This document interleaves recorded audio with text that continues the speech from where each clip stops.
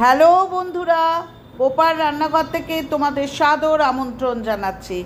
বন্ধুরা, আমি তো বলেছিলাম যে দুর্গা পুজো স্পেশাল আমি কিছু কিছু আইটেম দেখাবো।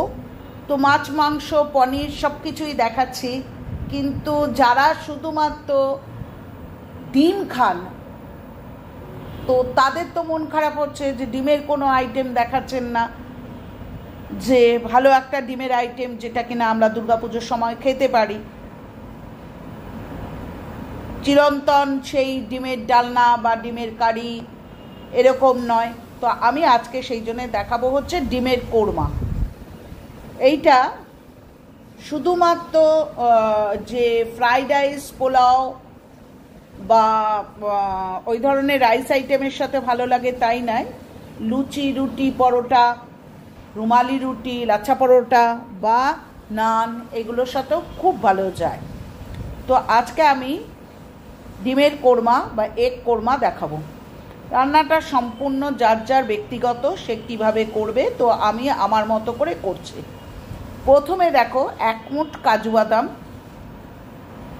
5টি কাঁচা লঙ্কা এবং 1/2 মুঠ কিশমিশ, এটাকে মিক্সিতে ঘুরিয়ে একটা পেস্ট করে নিচ্ছি। ঠিক আছে বন্ধুরা, এবার কুচি কুচি করে পেঁয়াজ কেটে নিয়েছি।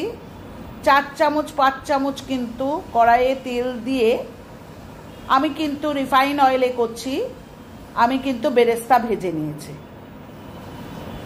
এরপর দেখো, ডিমটাকে কিন্তু আমি সামান্য করে চিড়ে দিয়েছি যাতে গ্রেভিটা ভেতরে ইনসার্ট করে।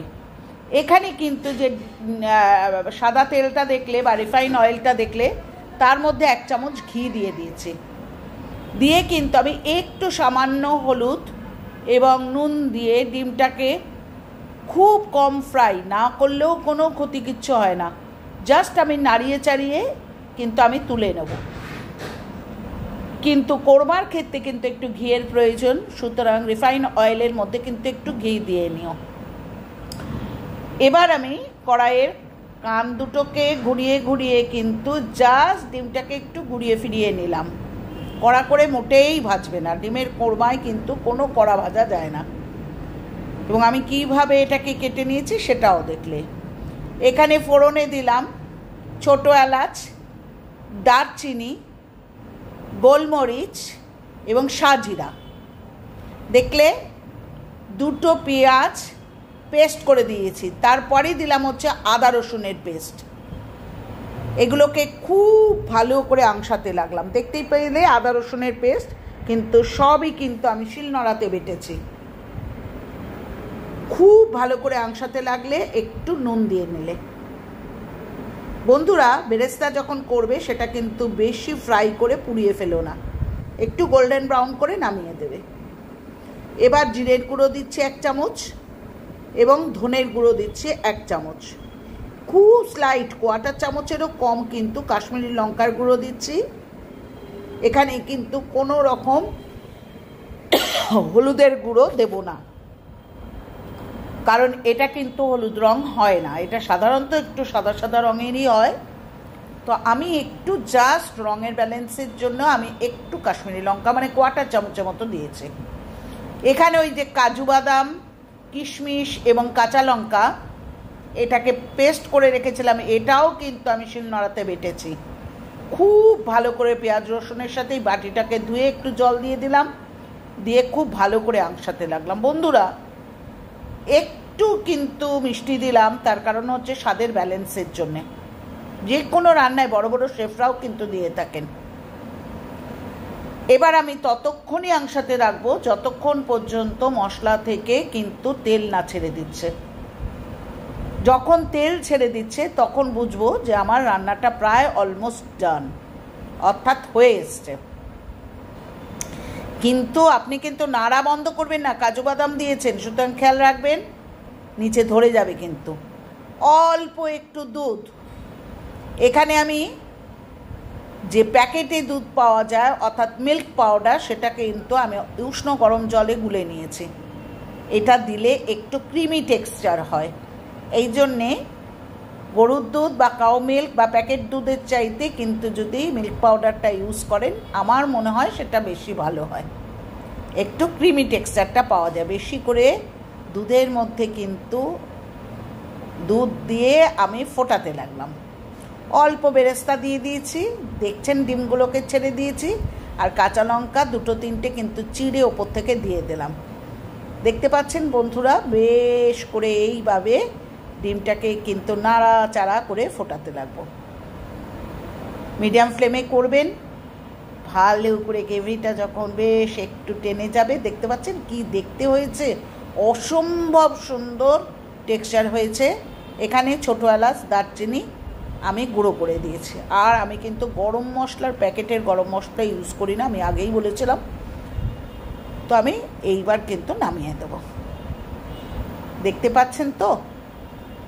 এবার আমি একটা পাত্রের মধ্যে আস্তে আস্তে এই ডিমের কোরমাগুলো কিন্তু পরিবেশন করে দিচ্ছে।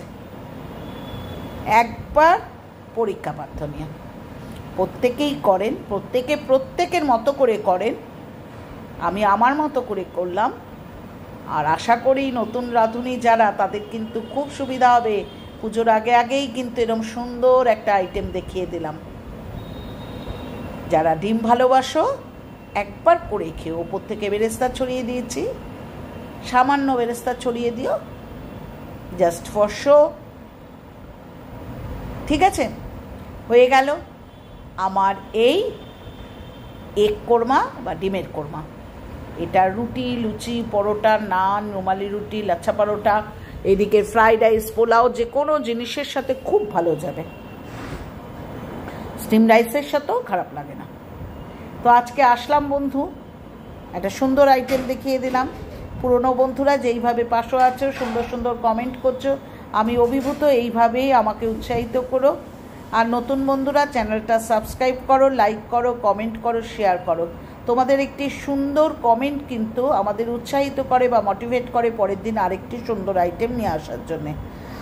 আর একটা কথা বলি, যে সাবস্ক্রাইব করলাম বলে কিন্তু কিছু 24 ঘন্টা সময়ের আগেই কিন্তু আনসাবস্ক্রাইব করে দিও না বন্ধু, তাতে তোমারও ক্ষতি চ্যানেলের, আমারও ক্ষতি হচ্ছে। ঠিক আছে।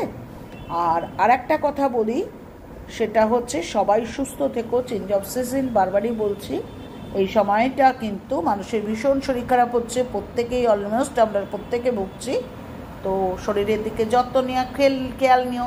আর সামনেই উৎসব, শরীর ভালো না থাকলে কি করে ভালো ভালো রাঁধবে, ভালো জামা কাপড় পরবে, ঘুরে বেড়াবে, আনন্দ করবে, ফুর্তি করবে।